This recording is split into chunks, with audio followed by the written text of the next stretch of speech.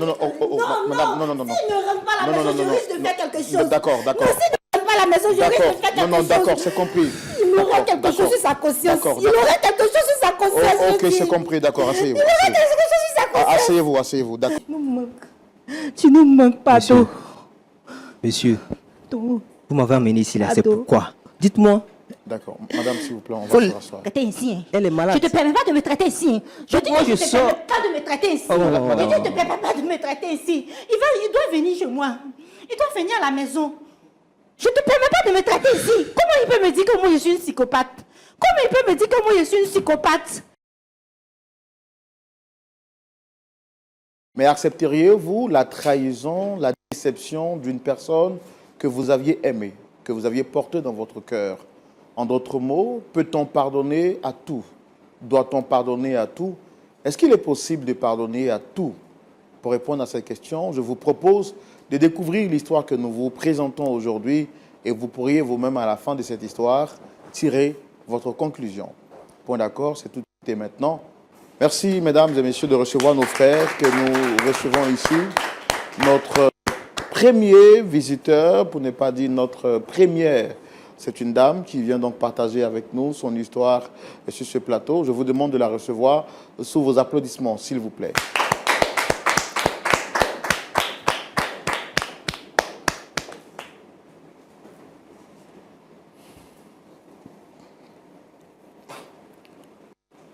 Shalom, madame.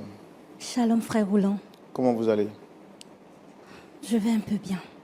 Vous allez un peu bien? Oui, un peu bien. Ce qui veut dire que vous n'allez pas totalement bien? Oui, c'est ça. Je ne vais pas totalement bien.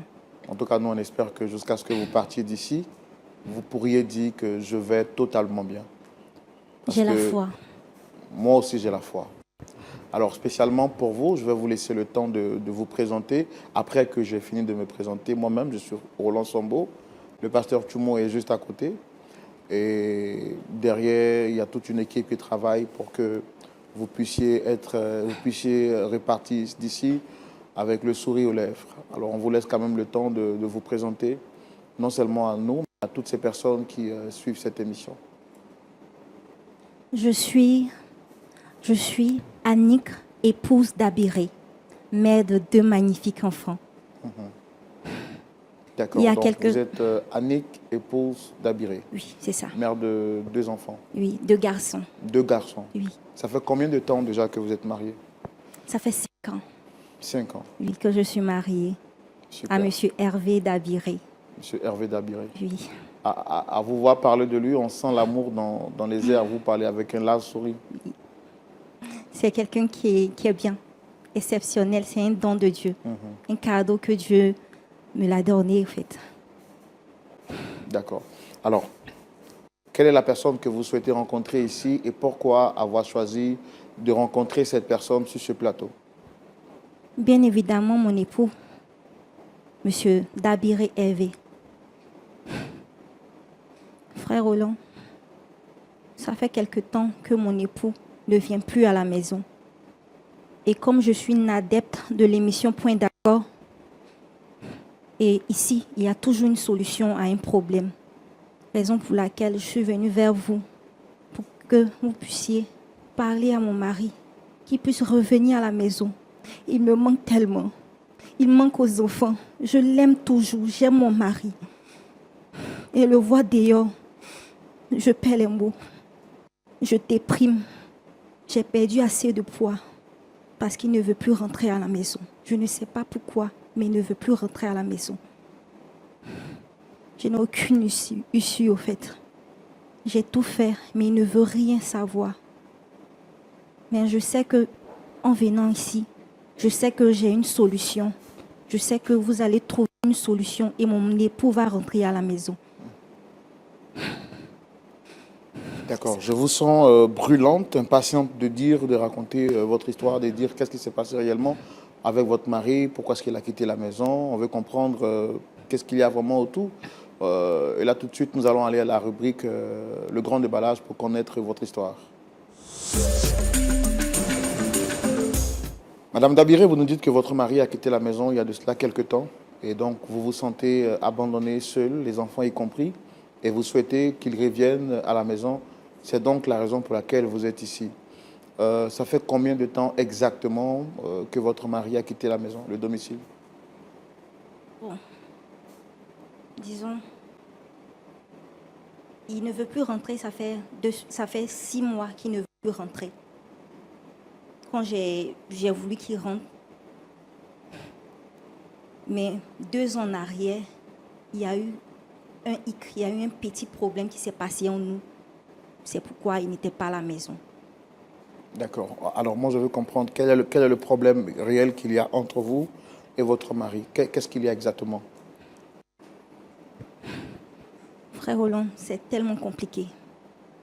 Je vais vous expliquer comment nous avons fait pour nous rencontrer, comment nous sommes rencontrés. Déjà, je veux que vous puissiez respirer à fond, que vous vous sentiez libre en fait, comprenez? Parce que si vous êtes stressé, vous n'aurez pas la capacité de vous exprimer tranquillement. Ici, vous êtes à la maison, n'ayez pas peur. Vous comprenez? Vous êtes ma sœur et vous êtes chez vous à la maison. Le pasteur Tchoumo est là pour vous écouter, à la suite vous donner des conseils. Parce que je vois que vous avez du mal même à respirer. Ça démontre que vous êtes un peu stressé. D'accord? Alors, ce qu'on va faire, avant de vous laisser le temps de vous exprimer concernant votre histoire, je vais juste prendre quand même quelques secondes pour discuter hors sujet de votre histoire et on reviendra tout de suite pour parler de votre histoire. D'accord? Parlez-moi de votre pays de rêve. Quel est le pays que vous aimez le plus? J'aime le Japon. Le Japon. Vous Oui. comprenez la langue? Non, je ne comprends pas la langue, mais j'aime le Japon. J'aime les Japonais aussi. D'accord. Et c'est quoi votre plat préféré? Mon plat, ce sont les nouilles. Comment? Les nouilles. Ok, super. Vous savez comment ça se fait? Oui, je sais comment ça se fait, mais moi j'aime quand c'est beaucoup mouillé. D'accord. Et vous avez pour habitude d'être à la cuisine ou bien vous n'êtes pas une grande passionnée de la cuisine? Je suis une grande passionnée de la cuisine. Je suis très forte en cuisine. Super. J'invente même les repas. Super. Donc ça nous fera plaisir quand même un jour de venir découvrir. Avec plaisir, Super. avec joie. Il n'y a pas de problème. Là maintenant, c'est bon, vous êtes relax? Ça va, ça va. Super. Donc pour moi, c'était l'opportunité de vous permettre d'être vous-même et de vous exprimer tranquillement. C'est juste pour la raison pour laquelle on a ouvert une petite parenthèse qu'on referme rapidement. Okay. Alors maintenant, je veux que vous preniez le temps de m'expliquer en détail ce qui se passe avec votre mari. Okay. D'abord, je suis Annick. Annick, je suis une fille issue d'une famille très riche. Une famille très riche. Mon père, et je suis la prunelle de mon père et de ma mère, surtout mon père. Il a tout fait pour moi. Je ne manquais de rien. Et à chaque fois, chaque vacances, je partais en vacances à l'étranger avec lui et ma mère. Quand j'ai commencé à grandir, j'avais des copines. Et il y a une de mes meilleures amies qui devait se marier. Et elle a décidé que je sois sa dame de compagnie, chose que j'ai acceptée. C'est normal parce que c'est ma meilleure amie. J'ai accepté. Et pendant la cérémonie du mariage, j'étais assise à côté de la mariée. Et qui je vois un bel homme. Il était tellement bien habillé. Son sourire, ça me faisait fondre le cœur.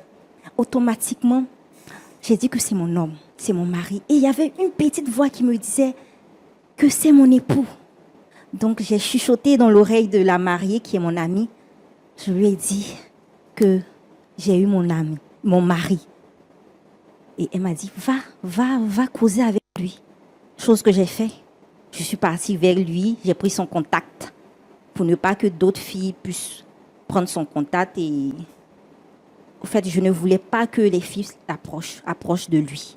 Donc j'ai automatiquement pris son contact et il m'a dit qu'il s'appelait Dabiré Hervé. Dabiré Hervé, automatiquement, j'ai dit de mon cœur que je suis l'épouse d'Abiré Hervé. De Dabiré Hervé, je suis son épouse. Et c'est comme ça, je suis allée m'occuper de la mariée. Et après quelques jours, nous avons commencé à causer ensemble. Lui et moi, nous avons commencé à échanger. Il faut signifier que Hervé, c'est quelqu'un de bien. C'est un homme doux. Il est tellement doux. Mais il y a un petit souci, c'est qu'il ne travaille pas. Mon père m'a toujours dit que moi, la prunelle de ses yeux, je dois épouser un milliardaire. C'est ce qu'il m'a dit. Puisque je vis dans le luxe, donc quelqu'un qui ne travaille pas ne peut pas me prendre en charge parce que mon père m'a dit je ne dois pas travailler. Je ne dois pas travailler. Mais puisque j'ai aimé Hervé, j'ai caché cette relation à mon père puisque je connaissais ses conditions. Mais j'invitais toujours Hervé à venir à l'église. Il venait tout à l'église. Un jour, j'ai décidé de dire la vérité à papa et à maman. Et lorsque j'ai informé ma relation avec Hervé, mon père m'a demandé qu'est-ce qu'il fait dans la vie. Je lui ai dit qu'il ne fait rien. Bon, il fait de petits boulots pour s'en sortir.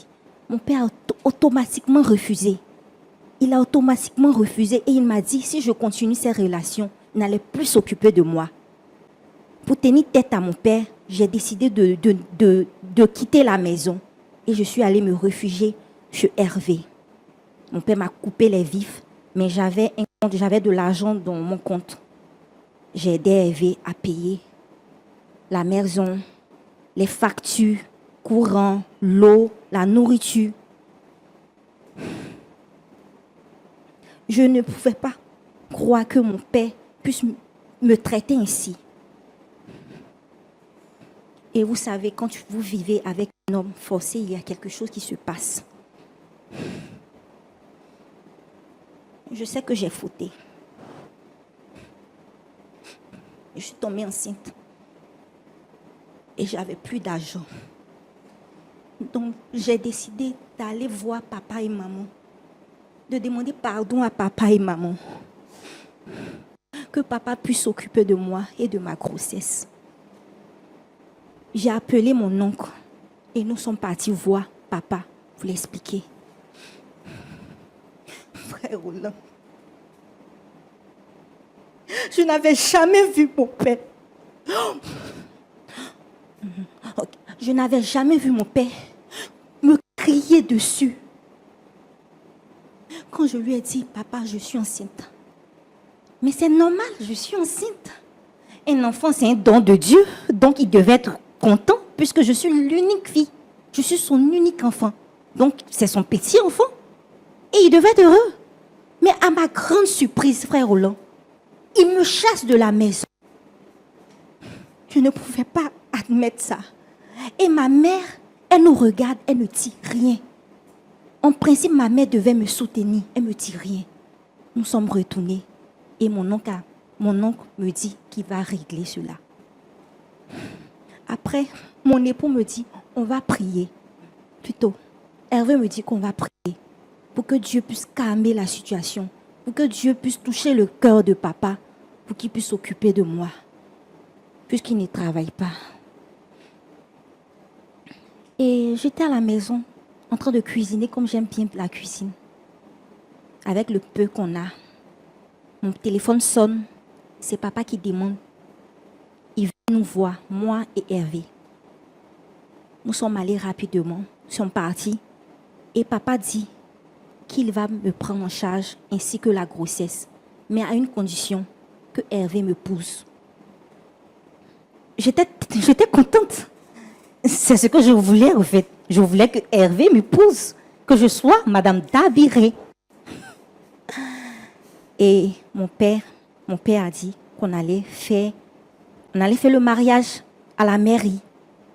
Et après, quand j'allais accoucher, on allait faire la dot, puisque notre coutume ne nous permet pas, lorsque une femme est enceinte, de faire la dot. Chose qu'on a acceptée. Et nous sommes partis à la mairie, on a fait le mariage. Comme cadeau de mariage, papa nous a donné une maison, une grande maison. Donc, je vivais là-bas avec mon époux et j'ai accouché. Tout se passait tellement bien. C'était vraiment merveilleux. Papa prenait tout en charge, je ne faisais rien. Mon époux ne faisait rien. C'était juste des petits boulots qu'il faisait. Et un jour, je regardais la télé Et je vois mon époux se lève, parce qu'on regardait la télé ensemble. Il se lève et il communique. Je regarde mon époux, il commence à sourire. Je lui dis, chérie, qu'est-ce qui se passe? Il ne me répond pas. Je lui dis, qu'est-ce qui se passe? Parce qu'il a raccroché. Et il me dit, chérie, j'ai une bonne nouvelle. Je lui dis, quelle est la nouvelle? Il me dit, qu'il vient d'être embauché. Le Seigneur a répondu à mes prières. Mon mari vient d'être embauché dans une grande entreprise de la place. Et ce n'est pas n'importe quel poste il occupe. J'étais heureuse, totalement heureuse, fière de mon époux, parce que je savais que lui, il allait réussir. Je savais que je voyais une grande personne. Je voyais une étoile en lui. Et mon mari, il a commencé à travailler. Frère Roland, j'avais dit que mon mari était attentionné. Mon mari a pratiquement changé. Je ne reconnaissais plus mon mari. Avant, il rentrait du travail à 16 h, il était déjà à la maison. Mais maintenant, il a commencé à venir à 20 h. Quand je lui dis, mais pourquoi c'est à 7 h je viens? Il commence à crier sur moi. Dès que je parle, il crie sur moi, il me tape. Je suis devenue tam-tam dans la maison. Il me bat. Frère Roland. Et quand il me bat, il sort. Il fait 2 jours dehors, 3 jours. Et une fois, il a fait 1 mois même dehors, sans m'avertir. J'étais inquiète. Je me disais que j'aurais fait du mal à mon époux. C'est normal parce que c'est normal. Donc, un soir, il est rentré. Moi, j'étais en train de donner parce que j'ai oublié de vous dire, on a eu un deuxième enfant. Et j'étais en train de donner à manger à notre enfant. Et le premier est en train de regarder la télé. Mon époux rentre. Il vient, je ne sais même pas qu'est-ce qu'il a pris. Il me dit pourquoi la table est mal dressée. En voulant l'expliquer que c'est l'enfant qui a dérangé, mais puisque je suis en train de donner à manger au petit, en voulant me justifier, il m'a giflé. Frère Roland, il m'a giflé. Actuellement, j'ai un problème. J'avais un problème à la dent et ma dent s'est arrachée. Et je saignais. Donc, en voulant attraper ma joue, il a pensé que, en voulant attraper ma joue, il m'a tapé encore. Et je ne sais pas comment j'ai fait, mais l'enfant glissait. Donc, je me suis précipitamment, en voulant soulever mon enfant, il pensait que je voulais le taper. Et il m'a chuté, il m'a poussé de loin. Je suis tombée sur ma nuque. Voici mon fils qui est là. Il dit, papa, qu'est-ce que tu fais à maman? Il a commencé à pleurer. Mon mari, tout énervé, lui gifle. Trop, c'était trop. Trop était trop. Comment ça? Il peut me taper. Ça c'est pas juste. Je suis son objet, comme il le dit. Il peut me taper. Mais frapper mon enfant, ça, je ne peux pas. Je ne peux pas admettre ça. Donc, automatiquement, j'ai appelé papa pour lui dire, pour lui expliquer la situation. Et mon père, puisqu'il était en mission, maman aussi n'était pas là. Mon père a envoyé le chauffeur rapidement me chercher. Et le lendemain, papa est venu à la maison, la cour familiale, à la maison. Donc, j'ai expliqué dans les moindres détails ce que ce monsieur Hervé me faisait à la maison. Il me battait, je l'expliquais. Et mon papa était énervé. Il a dit que on doit corriger ce monsieur-là. Parce qu'il ne sait pas à qui il a fait. Et moi, j'étais contente. J'ai dit, oui, papa, on doit le corriger. Il dit, on va porter cette affaire en justice. Et il dit, la correction, c'est juste 3 mois. Et puis, il allait sortir. Donc, moi, j'étais peinard, j'étais contente parce qu'il y a quelqu'un. Il y a un homme à la maison. Il y a un homme. Donc, il peut pas me frapper à chaque fois. Je ne suis pas son objet. Donc, c'est comme ça, on a porté plainte. Et ils ont arrêté mon mari. Mon papa m'avait dit que c'était 3 mois. 1 mois, 2 mois, ça passe. 3 mois. En principe, mon mari doit venir. Mais je ne vois pas mon mari. Donc, je suis allée voir papa. Je dis, papa, mais toi, tu m'avais dit que c'est 3 mois la correction, mais c'est fini. J'ai besoin de mon mari. Mon père me dit qu'il n'est pas le juge, que l'affaire n'est plus entre ses mains, que mon mari doit rester pendant 2 ans là-bas. Moi, je voulais juste une correction. Je ne voulais pas qu'il dure. C'était juste une petite correction. À vrai dire, je ne partais pas là-bas pour voir mon mari parce que j'avais mal. J'avais mal parce que cette correction elle était trop. C'était de trop. Donc je priais pour que mon mari puisse sortir. Et les 2 hommes sont arrivés. J'ai appris que mon mari est sorti. J'étais tellement contente. J'étais tellement contente. Et j'ai fait son plat préféré. J'ai fait du foufou, son plat préféré. J'ai dressé la table, j'ai apprêté les enfants. Donc j'attendais mon époux. Mon époux ne vient pas. Frère Roland, il ne vient pas. Puisque j'ai les contacts de ses parents, j'appelle. Personne ne veut décrocher. Personne ne décroche mon appel. Je me suis rendue chez ses parents, ils m'ont chassée. Jusqu'à présent, je ne sais pas où mon homme se trouve. Je ne sais pas où mon homme se trouve. Je veux qu'il revienne à la maison. Je suis la victime. Mais c'est mon homme, je l'aime. Les enfants ont besoin de lui, frère Roland. Les enfants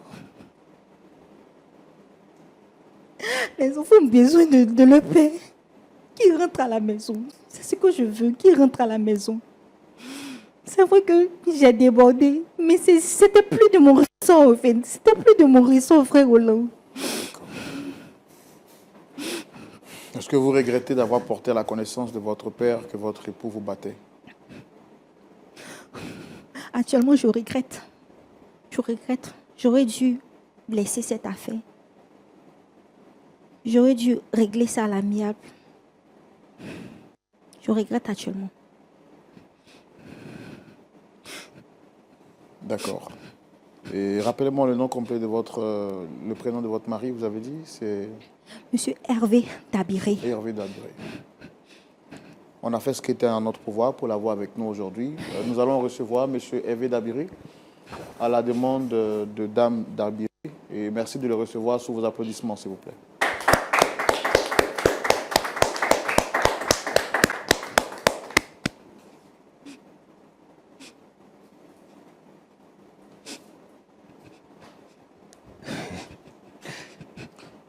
Monsieur. Shalom, monsieur. Non. Pourquoi vous faites ça? S'il vous plaît, asseyez-vous. Pourquoi vous faites ça? Fallait me dire qu'elle était là. Qu'est-ce que vous a raconté encore? Non, écoutez, monsieur, moi je pense qu'on va finir par s'entendre. Déjà, je vous demande de vous installer. D'accord?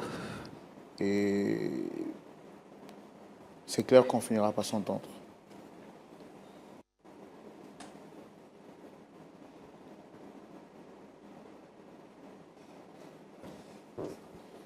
Reviens à la maison, s'il te plaît.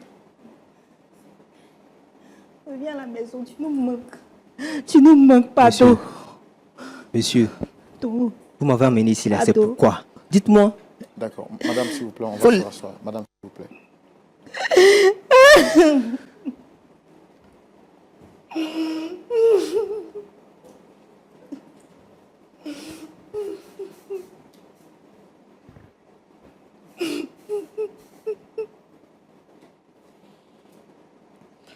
Monsieur Hervé, shalom. Shalom, monsieur. Déjà, je suis désolé de la tournure que prend cette rencontre.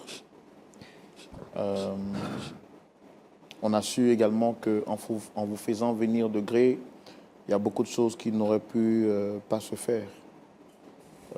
Donc, on est vraiment désolé de la tournure. Mais plus ou moins, je pense que vous aviez une idée générale de ce pourquoi on vous avait sollicité aujourd'hui. Alors, je suis Roland Sombo, présentateur de l'émission Point d'accord. Le pasteur Tchoumou est juste en face.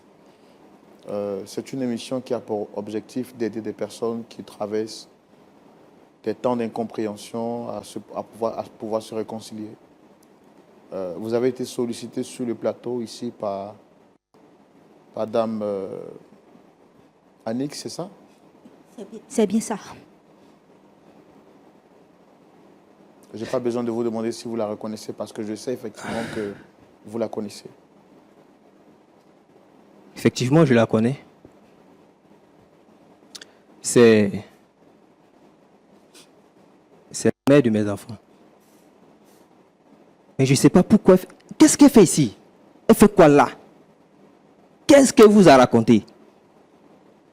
Mais cette femme, elle a gâché ma vie, monsieur. Il y a certaines choses que je ne voudrais plus revenir là-dessus. Mais je ne sais pas pourquoi. Vous m'avez appelé, c'est pourquoi? À cause de celle-là?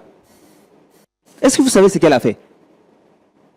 Mais c'est pourquoi on vous a demandé d'être ici. On a entendu sa version, on a écouté ce qu'elle avait à dire. Mais vous également, il est important pour nous de vous écouter et comprendre comment est-ce que, si possible, par la grâce de Dieu, on puisse vous aider. Quand vous dites qu'elle a gâché votre vie, qu'est-ce que vous voulez dire exactement?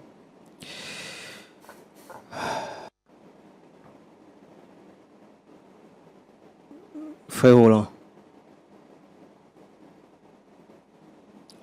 je suis monsieur Hervé Dabiré.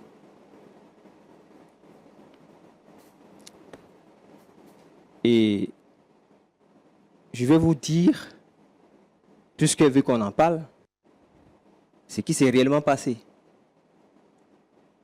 Parce que cette dame-là, vous ne la connaissez pas. Alors, pour commencer, il y a quelques années de cela, j'étais encore dans la fleur de l'âge, on va dire ça ainsi, et j'étais à une cérémonie de mariage, voyez-vous.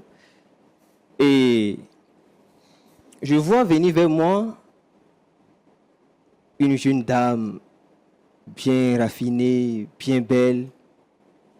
Et on échange les civilités. Elle me donne son numéro, je lui donne le mien. Et comme ça, quelques jours après, nous nous sommes appelés, rendus visite, discutés. Et l'amour a commencé à naître. Vous voyez? Vous voyez ce que je veux dire, hein? L'amour a commencé à naître. Et on a décidé de marcher ensemble. Et puis plus tard, bien fixer les choses, se marier en bonne et due forme. Mais dans ce temps-là, je ne travaillais pas encore. Je suis diplômé, mais je n'avais pas encore de boulot. Par contre, elle était d'une famille aisée. C'est la fille unique de son père, sinon de ses parents. Elle était vraiment choyée. Vous voyez? Et moi, de mon côté, vraiment, financièrement, je n'étais pas stable. Vous comprenez? Parce que je n'avais pas de boulot. Et on a décidé de se mettre ensemble, cheminer ensemble, puis voir ce que ça va donner. Donc, de temps en temps, elle m'a invité à l'église chez son père, dans leur église là-bas. Parce que son père aussi était quand même un responsable de l'église. Vous voyez? Et donc, il dirigeait la jeunesse, il donnait des conseils aux jeunes, tout ça. Et il apprenait même comme modèle. Un exemple qu'il citait tout le temps quand j'assistais à ces formations.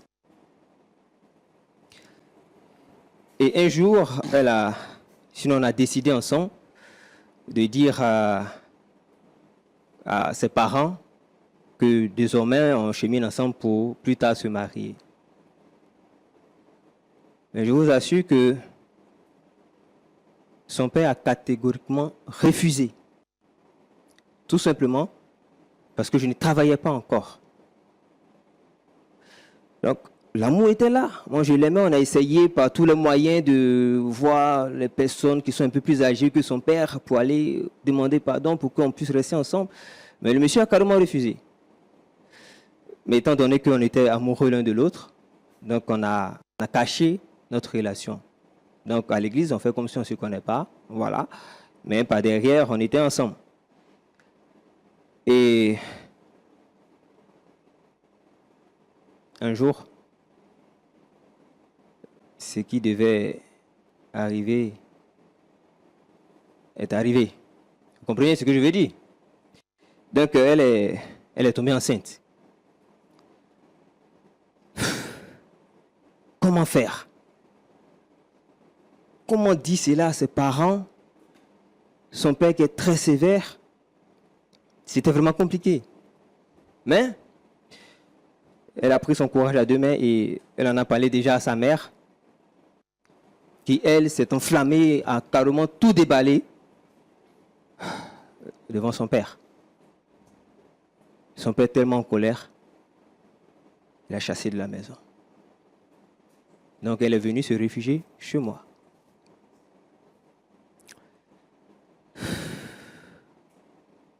Et ensemble, nous avons prié, ensemble, nous avons gêné, demandé à Dieu. C'est vrai que nous avons fauté à tant de moments, on ne devait pas le faire en tant que chrétiens, mais c'est arrivé.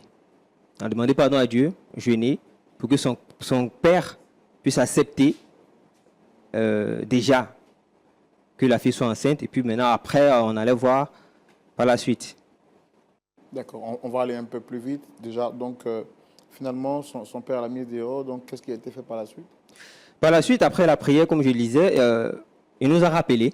Nous sommes allés rapidement chez eux. Et puis bon, il a dit, c'est pas bien grave, voilà.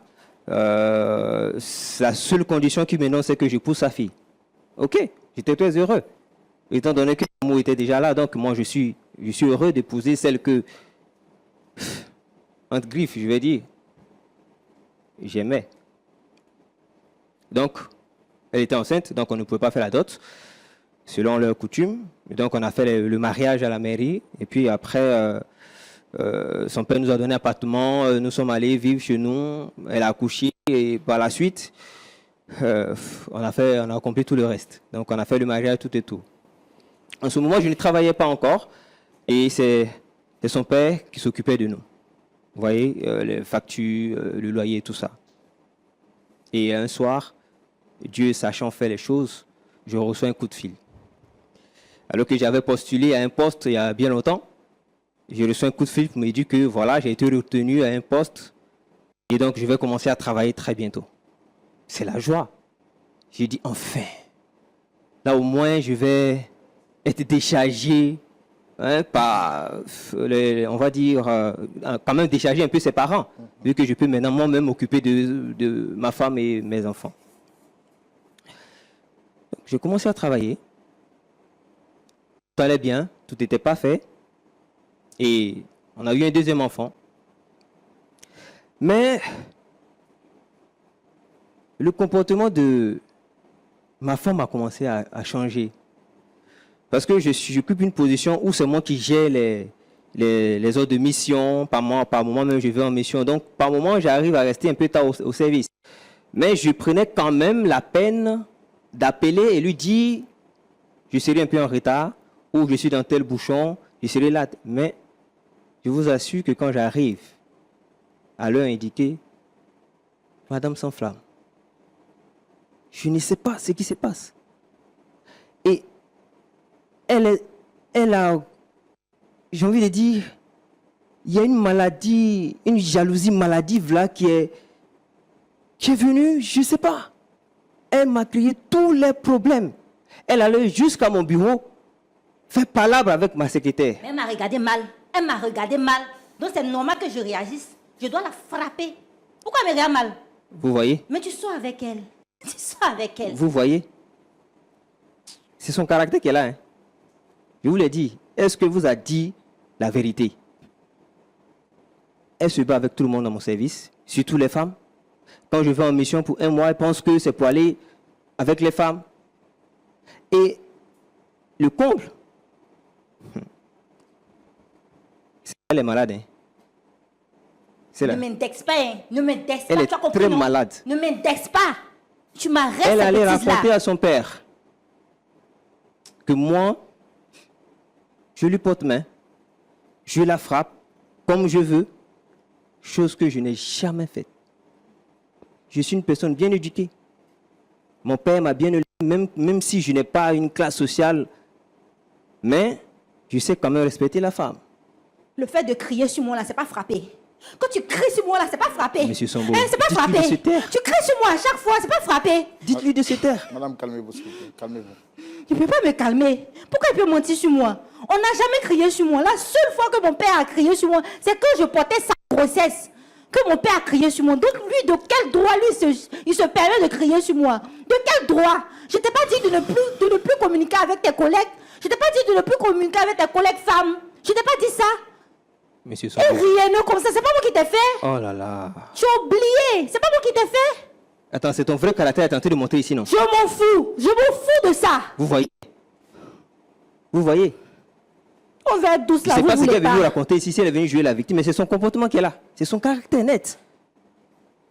Et moi, non, ça là, c'est fini. Je ne peux pas vivre avec une femme C'est comme pas ça. fini. Ça peut Et pas donc, finir, ça peut Madame, pas madame, s'il finir. vous plaît, on va se calmer pour que quand même on comprenne Non, sa ça peut pas version. finir. Il doit rentrer à la maison. D'accord. Alors, qu'est-ce qui a été dit à son père, vous avez dit?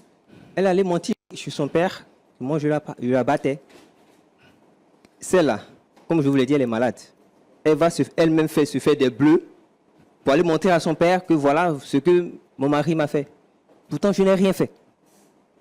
Mais moi, je n'ai pas de preuves. Ils ont les preuves. Elle a des bleus sur elle. J'ai dit quoi? Un matin, on vient me chercher en prison. On me convoque, on me met en prison. Monsieur, 2 ans de ma vie dans une cellule. Est-ce que vous voyez un peu ce que ça fait? Vous n'avez jamais fait la prison. Je ne vous conseille même pas d'y aller. On ne peut pas conseiller même quelqu'un d'aller à la prison. Mais ce n'était pas facile. Elle a gâché ma vie. Aujourd'hui, je suis sorti, Dieu merci, c'est vrai. Mais mon casier judiciaire est rempli. Je fais comment pour avoir du boulot? Je fais comment pour me retrouver? Et elle vient raconter des balivernes ici. Elle va venir chercher quoi chez moi? Elle va venir chercher quoi chez moi? Alors, si je comprends bien, vous ne l'avez jamais touché. Jamais, monsieur. Vous me regardez. Un monsieur comme ça, il peut frapper femme. Non, regardez un monsieur comme ça, si je peux frapper femme.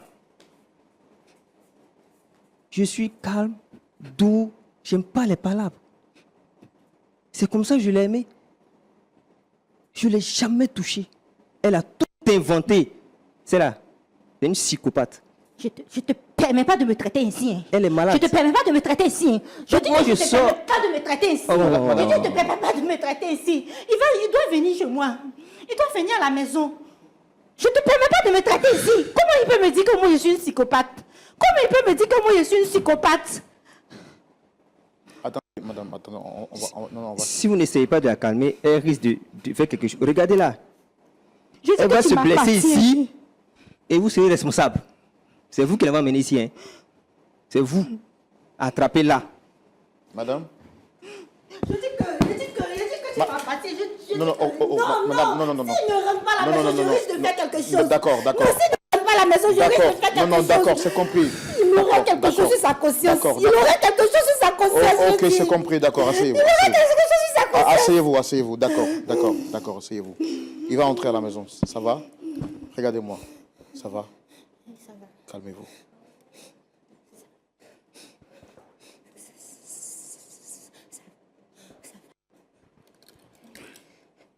Qu'est-ce que je fais? Pasteur Choumou, je pense que c'est un cas spirituel, ça. Hein? C'est un cas spirituel. D'accord. Elle est venue ici, c'est pour être délivrée, c'est pas pour être pardonnée. Qu'est-ce que je fais? Regardez-moi, ça va? C'est quoi votre nom? Elle a oublié son nom. Calmez-vous.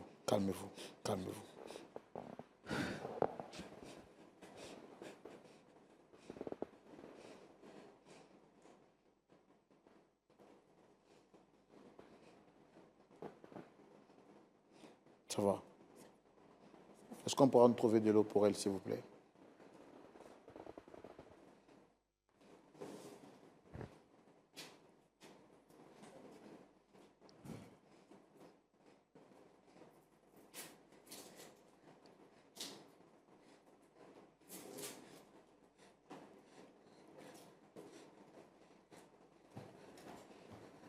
Vous allez boire un peu.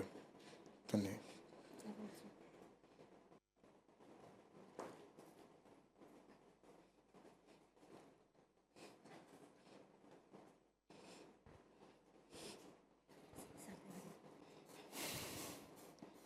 D'accord. De manière exceptionnelle, Pasteur Choumou, je voudrais demander spécialement pour ce cas, on ne s'attendait pas à ce que cette histoire prenne cette tournure. Et je pense que vraiment cette sœur a besoin de prière.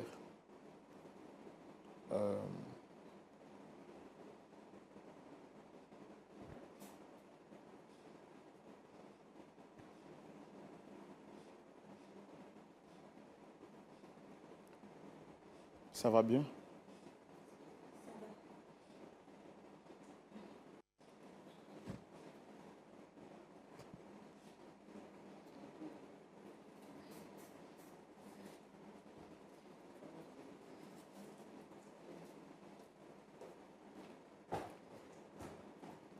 Est-ce que vous pouvez parler? Oui, je peux parler. Je peux parler, ça va. Ça va. Vous voulez boire un peu d'eau? Ça va. C'est bon, c'est bon. L'eau, c'est bon. Regardez-moi droit dans les yeux. Quel est votre nom? Annick, J'ai du mal à vous entendre. Quel est votre nom? Annick, Annick quoi?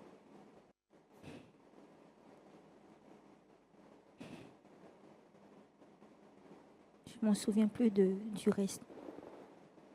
Je me rappelle plus du reste. Je sais que je m'appelle Annick, c'est tout. Est-ce que vous reconnaissez le monsieur qui est là? Oui, je le reconnais. C'est qui? Je sais que c'est mon mari. C'est quand la dernière fois que vous l'avez vu?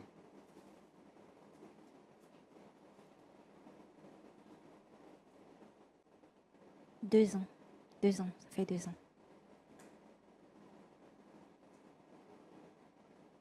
Est-ce que vous savez qu'il a fait la prison?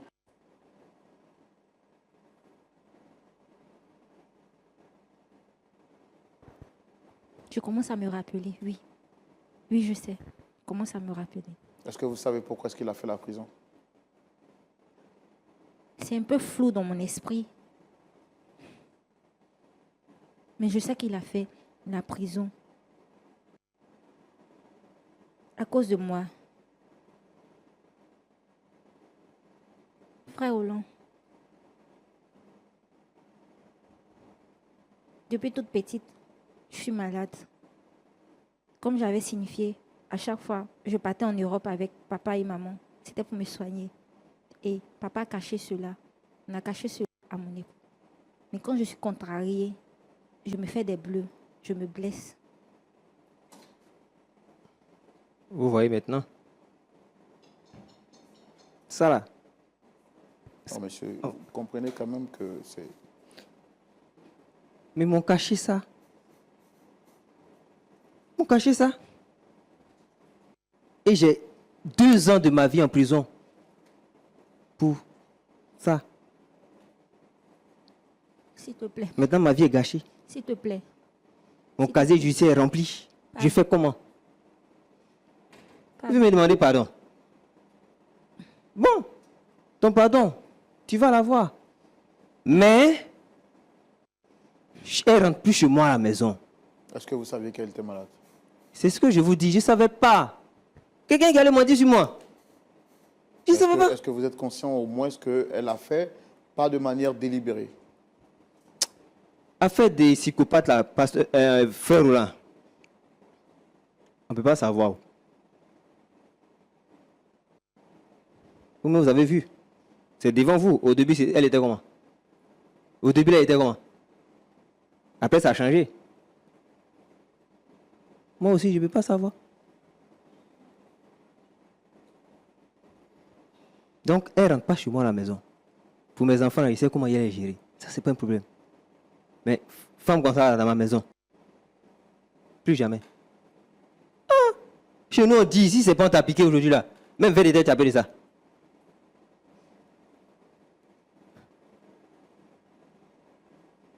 D'accord. Moi, je vais vous demander une chose, Dame Annick. Est-ce qu'en âme et conscience, est-ce que ce que vous avez fait, vous étiez consciente ou c'était sous l'effet de la maladie? Ou bien c'est quelque chose que vous faites juste pour couvrir vos erreurs? L'effet de la maladie. L'effet de la maladie. Comme Alors, j'ai dit, vous nous avez dit sur ce plateau, ici, que votre mari vous battait. Il nous a dit qu'il ne vous a jamais touché. en fait, je me fais des scènes dans ma tête. Tout se passe dans ma tête. Je crée des histoires dans ma tête. Pourquoi avoir fait ça à votre mari, celui que vous aimez? Si je vous dis que je sais, j'ai menti. Je ne sais pas. Jusqu'à présent, je ne sais pas.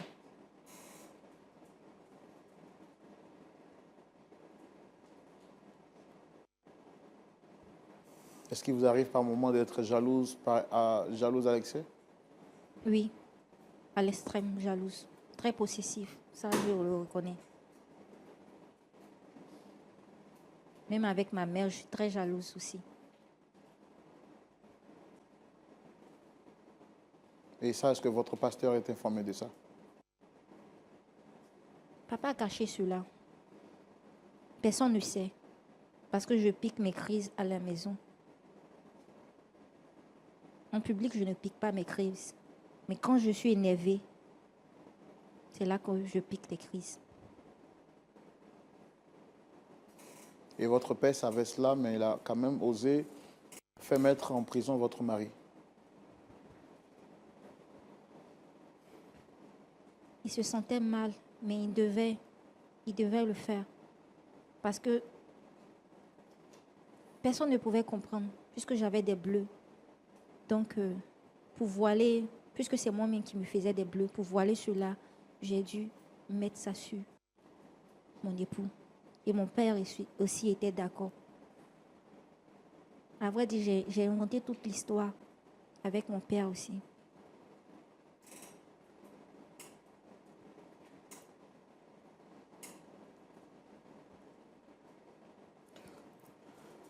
D'accord. Pasteur Tchoumou, Oui, mon frère Roland. on aura tout vu sur cette terre. Hmm. Voici une nouvelle histoire à laquelle nous sommes confrontés. J'avais voulu mettre fin à cette histoire expressément, mais semble-t-il que notre invité a finalement retrouvé ses esprits. Quel est votre point de vue dans ce genre de situation? Que faut-il faire exactement? Votre point de vue, c'est dans la rubrique à la loupe de la parole. Pasteur Tchoumou, Oui, Roland. que faut-il faire? D'accord. Nous avons un rôle à jouer dans la vie de ceux qui viennent se confier en nous. C'est vrai que nous sommes sur la scène, l'histoire passe, mais après, nous faisons un travail de fond pour pouvoir restaurer les vies. Le Seigneur Jésus a dit, « Venez à moi, vous tous qui êtes fatigués et chargés, et je vous donnerai du repos. » Et avec ce que Annick raconte, je pense qu'elle a besoin de repos spirituel. Elle a besoin d'un travail de fond dans sa vie pour qu'elle puisse connaître la restauration. Donc, je pense que vous avez été également surpris parce que elle a même cassé ses lunettes et tout ça. Donc, dans ce cas, pareil, on fait appel à la compassion. On fait appel à la miséricorde. C'est une personne qui est malade. Et il faut se laisser guider par le Saint-Esprit pour aider cette personne.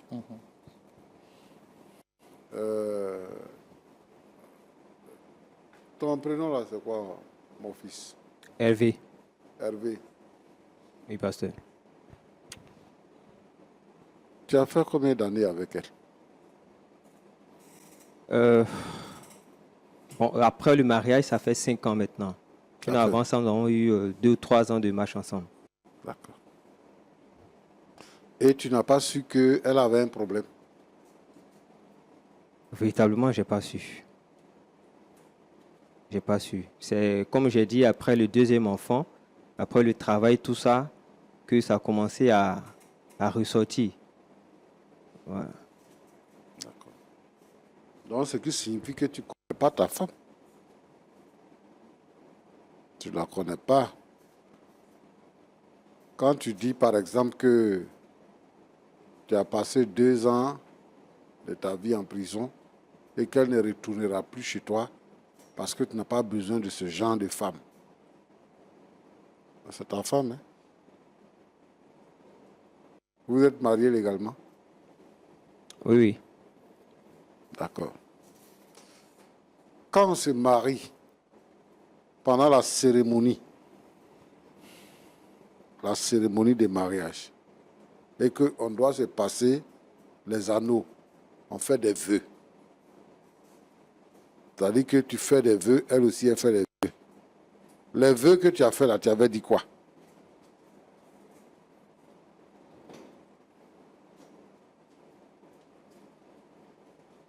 J'ai dit que j'allais rester avec elle dans la santé comme dans la maladie, dans le bonheur comme dans le malheur, Dans les bons jours comme dans les mauvais mauvais jours. jours, Jusqu'à ce que, jusqu'à ce que, bon, Jésus revienne ou la mort nous sépare. bon, comme Jésus n'est pas encore venu, la mort aussi n'est pas venue. Il se trouve que elle a un problème. Elle a un problème. Ce qu'il faut faire, c'est de chercher à résoudre ce problème-là. C'est vrai que tu es allé en prison, mais la vraie victime, c'est elle. La vraie victime, c'est elle. Et aujourd'hui, son entourage sait qu'elle est malade parce que son père a caché qu'elle était malade. C'est pour ça que tu n'as pas su. Et comme toi aussi, tu n'es pas trop regardant, donc tu n'as pas vu les dysfonctionnements qu'il y a eu dans sa vie. Toi, tu t'es contenté juste d'être victime. D'être victime, mais de ne pas chercher à comprendre le vrai problème. Donc moi, ce que je te demande premièrement, il faut pardonner à ta femme et il faut l'accepter. Parce que tu disais que le pardon, tu vas l'avoir. Le pardon, tu vas l'avoir. Mais plus jamais cette femme-là dans ma maison. Parce que il peut lui arriver quelque chose. Son problème actuellement, c'est que tu viennes à la maison. C'est que tu sois avec elle. Elle dit qu'elle a besoin de toi. Les enfants aussi ont besoin de toi. Ta présence fait que son problème trouve une partie de la solution. C'est-à-dire que la présence. Le fait d'être aimant, le fait d'être... quel mot on dit là? Compatissant. Intentionné. Ok, attentionné. Attentionné. Ok. Le fait d'être comme ça avec elle, quand elle va sentir que tu t'intéresses à elle, ça va l'aider. Mais le rejet fait que sa situation va se compliquer. Roland, Pasteur. aujourd'hui, il y a beaucoup de vies qui sont détruites par manque d'amour. Quand une personne se sent rejetée, il y a des gens qui ont un problème. Au lieu de les aider, on les culpabilise. Chacun met sa bouche. Et lorsque la personne est débordée, elle pique une crise. Ou bien se suicide. Ou elle se suicide. Parce que elle se dit que sa vie est finie, que rien ne peut lui réussir encore. Ou bien que personne n'arrive à la comprendre. Voilà. Quand on épouse une femme, les hommes sont différents des femmes. L'homme, lui, pense que s'il essaie avec cette femme-là, que ça ne marche pas, il peut la changer. Comme on change les pochettes, il peut la changer. Or, une femme, c'est sa raison fondamentale. C'est ça ou c'est rien? C'est ça ou c'est rien. C'est pour ça qu'une femme est capable de quitter dans le luxe pour venir habiter dans la pauvreté. Elle nous a dit que son papa est un homme qui a des biens. Mais par amour, elle est venue s'attacher à lui. Ça, c'est la femme. Et moi, je veux interpeller nos frères chrétiens. Il ne faut pas te marier parce qu'une femme est belle. C'est pas, ça ne vaut rien, la beauté. Parce que la femme, elle se fane. Et la beauté, elle s'entretient. Toutes les femmes sont belles. Il ne faut pas te donner des critères physiques pour te marier. Il faut te donner des critères, des valeurs. Une personne est faite de valeurs. Et le plus important pour nous, c'est la valeur chrétienne. Quand on se marie comme ça, même quand les années passent, et que la femme, elle se fane, on ne constate pas ça. Moi, je pense que il faut que les hommes soient un peu plus regardants. Qu'ils arrêtent de frustrer les femmes, de faire souffrir les femmes. Abandonner le foyer pour partir, ce n'est pas bien. La fille, elle peut mourir derrière. Et ce qui s'est passé ici, moi, j'étais en train de prier dans mon cœur. Il ne faut pas que quelque chose va arriver sur notre plateau ici. Il ne faut pas que quelque chose va arriver sur notre plateau ici. Moi, j'étais en train de prier dans mon cœur pour que le Seigneur sauve la situation. Et moi, je pense que Hervé doit comprendre ça. La prison, là, c'est pour les hommes. C'est une maison d'arrêt et de correction. Ceux qui sont en prison, là, ceux qui sont coupables, ne sont pas plus nombreux que les innocents, que les gens ont accusés à tort et qui sont en prison. C'est pour ça que nous prions pour les prisonniers. C'est pour ça que nous menons des actions pour rendre visite aux prisonniers, pour apporter l'évangile aux prisonniers. Quand quelqu'un est en difficulté et que vous vous positionnez pour la sortie des difficultés, vous avez sauvé une vie, mais vous avez sauvé une âme. Quand vous épousez une femme, vous êtes responsable de sa vie terrestre, mais vous êtes responsable de son âme. C'est fort. Et donc moi je pense que c'est vrai qu'il y a eu des choses qui se sont produites dans leur rapport. Mais Hervé doit faire fi de tout ça. Sa femme demande pardon. Elle est venue sur le plateau pour lui demander pardon.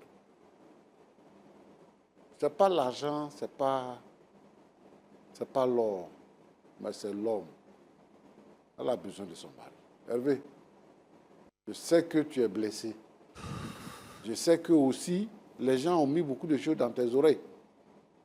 Mais cette fille-là, c'est ta femme. Elle a besoin de toi. Et nous sommes prêts à t'accompagner. Nous sommes prêts à t'accompagner. Pour que d'abord, il y ait la restauration spirituelle. Et qu'il y ait une bonne communication dans votre maison.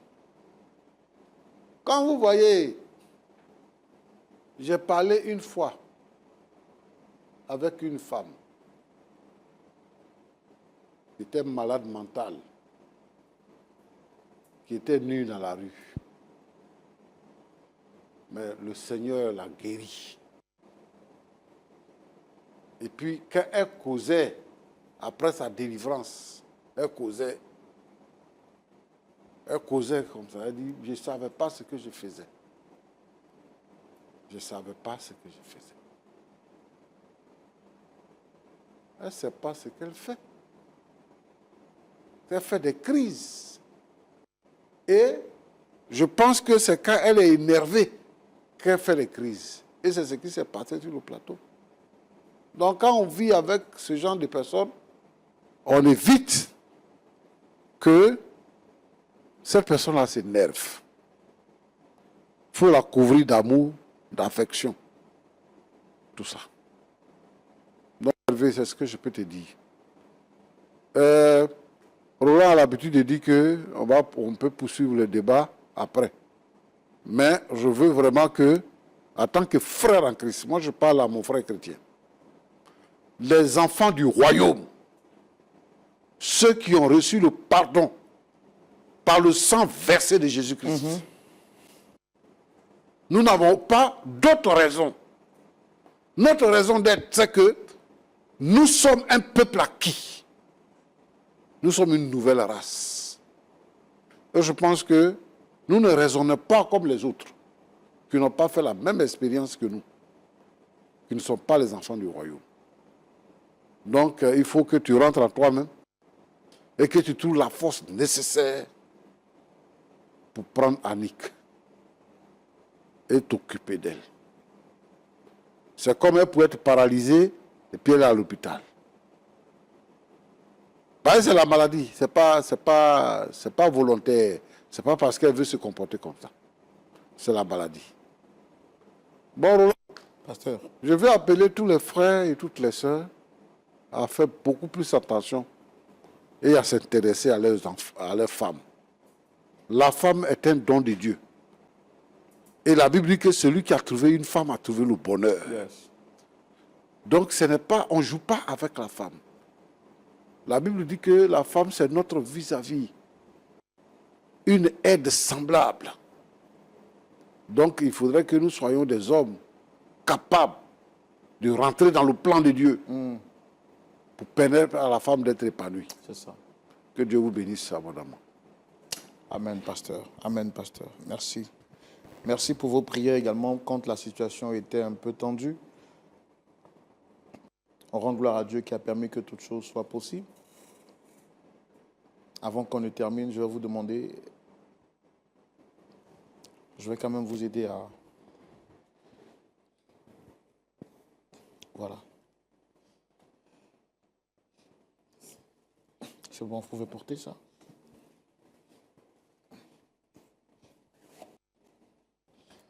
Soyez fortes. On vous aime très fort. On vous aime dans l'amour du Seigneur. Est-ce qu'on peut acclamer le Seigneur pour elle particulièrement? Vous voyez, tous ceux qui sont sur le plateau ont applaudi pour vous dire qu'on vous aime très fort. Je vous ai dit au départ qu'on n'est pas ici pour vous juger. Quel qu'en soit ce qu'on a pu vivre, pour nous, vous êtes une valeur sûre. Et vous êtes une valeur sûre, c'est pourquoi Christ a donné sa vie pour vous. Le pasteur Tchoumou l'a dit, on vous aime très fort. Est-ce que vous avez quelque chose à dire avant qu'on passe la parole à votre mari?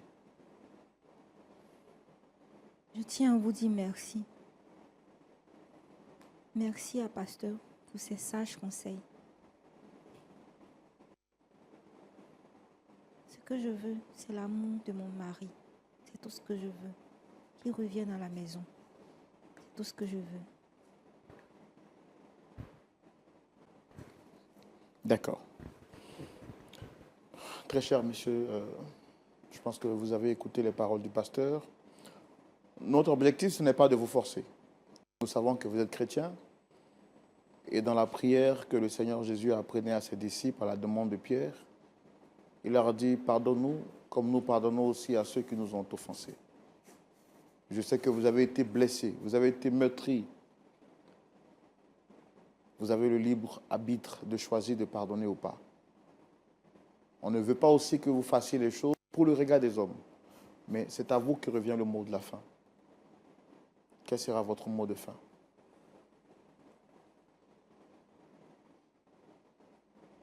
Déjà, je veux dire merci au pasteur.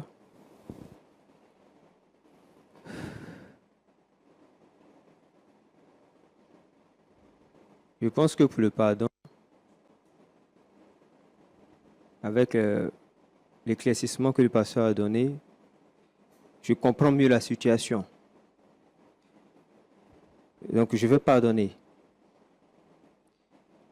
Mais comme on l'a aussi dit, je vais rentrer en moi-même et puis voir si elle pourra revenir à la maison. Mais pour l'instant, là, je préfère ne pas dire quelque chose d'autre.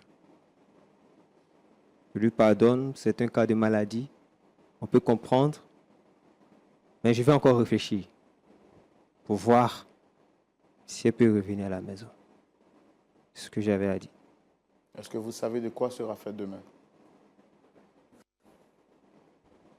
Supposez que vous pardonnez, elle rentre à la maison, elle est malade. C'est Dieu qui a permis que cette situation que vous n'avez pas vue pendant 5 ans soit exposée sur un plateau à la lumière de la parole de Dieu. Supposez que vous rentrez à la maison et vous apprenez que quelque chose lui est arrivé. Est-ce que vous aurez une conscience tranquille?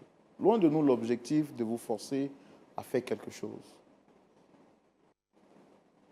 Oui, Elle s'est forcée à vous dire toute sa déception. Vous avez vu ses larmes. Vous l'avez vu manifester son comportement jusqu'à son dernier retranchement. Vous avez entendu le pasteur Tchoumou. Vous prononcez toutes ces paroles de sagesse. Moi, je n'ai pas envie de vous forcer à quoi que ce soit.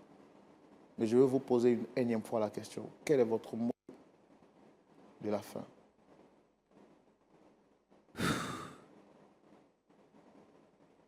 Frère Sambo, comme j'ai dit, je pardonne à cette femme. Mais pour qu'elle revienne à la maison, je ne sais pas, est-ce que vous avez idée de ce que j'ai vécu? Elle a gâté ma carrière. Donc, il va falloir que tout ça, je vois comment est-ce que je vais aborder ma vie. Puis voir si elle peut revenir à la maison. Son père va s'occuper d'elle, il va la soigner. Mais moi, là, je vais attendre d'abord. Vous l'avez dit, vous ne me forcez pas. Allons doucement.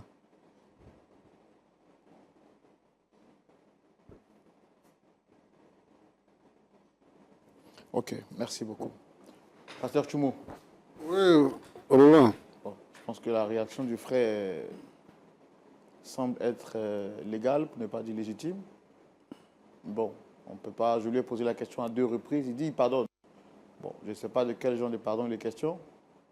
Parce que le pardon d'un homme vers sa femme veut dire qu'on tourne le dos vers le passé et on retourne maintenant vers l'avenir. Mais il dit il pardonne, mais quant à ce qui est à revenir avec elle, il va réfléchir encore, voir dans quelle mesure cela sera possible. On pourra même faire 2 heures de temps, peut-être que ce sera toujours sa même décision. Je n'ai pas aussi envie qu'on ait l'impression qu'on le force à faire quelque chose. Alors tout ce que moi je peux demander pour la fin, c'est qu'on prie pour eux, espérant que Dieu aplanisse les sentiers. Et comme nous sommes une télévision chrétienne qui ne prônons pas le divorce, espérons que Dieu fera grâce pour qu'ils reprennent ensemble et qu'ils se remettent sur de bonnes voies. On peut prier pour eux? Oui, Roland. C'est toi qui es notre Dieu. Non seulement tu es notre Dieu, mais tu es aussi notre Père. C'est toi qui inclines le cœur des rois. Ce qui est impossible aux hommes est possible à Dieu. Seigneur, je veux te prier pour ce couple et pour tous les couples en souffrance actuellement, pour une raison quelconque. Seigneur, je veux que ta main puissante se manifeste. Le diable s'est résolu de détruire les foyers pour dénaturer ce que toi tu as établi. Mais le diable est vaincu et ses œuvres sont vaincues. Nous prions pour que, Seigneur notre Dieu, notre Père, que tous ces couples en souffrance, toutes ces femmes-là maltraitées dans leur foyer, opprimées, Seigneur notre Dieu, où les hommes n'ont pas d'amour, n'ont pas d'affection pour leurs femmes. Seigneur, je prie de changer leur cœur. Parfois, on trouve des choses à redire sur le comportement de la femme qui a donné sa vie à un homme pour la vivre toute sa vie. Je veux te demander, Seigneur notre Dieu, de bénir les foyers, de bénir les couples. Et je te prie pour ce couple sur ce plateau. Tu les bénis également, Seigneur. Et tout ce qui n'est pas de toi soit vaincu et chassé. Et que ton amour se manifeste. Tu as dit que, Seigneur notre Dieu, c'est par amour que tu es mort à la croix. Et tu as dit tout est accompli. Seigneur notre Dieu, que ta parole se manifeste avec effet immédiat. Et que, Seigneur, les vies soient libres, que les cœurs soient heureux. Combien de femmes sont malheureuses? Combien de femmes? à travers le monde, dans leur foyer, sont malheureuses. Alors que ta parole a dit, je vous donne ma paix. Je ne vous la donne pas comme le monde, mais je la donne en abondance. Seigneur, apporte la paix dans les foyers. Apporte la victoire dans les foyers. Et bénis les couples au nom de Jésus-Christ. Amen. Amen. Seigneur, apporte la paix dans les foyers, apporte la victoire dans les foyers et bénis les couples au nom de Jésus. Merci à vous, monsieur et madame Dike, d'être venus sur le plateau. Pasteur Tchoumou, merci. Très chers amis de Lumière du Monde Télévision, merci. Cette émission est spéciale, c'est pourquoi elle a duré juste un peu plus. Et nous tenons à bénir le nom du Seigneur pour chacun d'entre vous, d'être restés fidèles jusqu'à la fin de ce numéro. Je vous donne rendez-vous ce samedi à partir de 19 h pour suivre le culte en direct et la parole de Dieu vous sera prêchée afin que vous ayez en vous la capacité, le pouvoir, par le nom de Jésus, de pardonner toutes les offenses. Car n'oubliez pas, celui qui ne pardonne pas, le Seigneur ne lui pardonnera pas non plus. Pardonne-nous nos offenses, comme nous pardonnons aussi à ceux qui nous ont offensés. Que Dieu vous donne la force de pardonner, quelle qu'en soit la gravité de l'erreur. Shalom chez vous et que Dieu vous garde. Au revoir.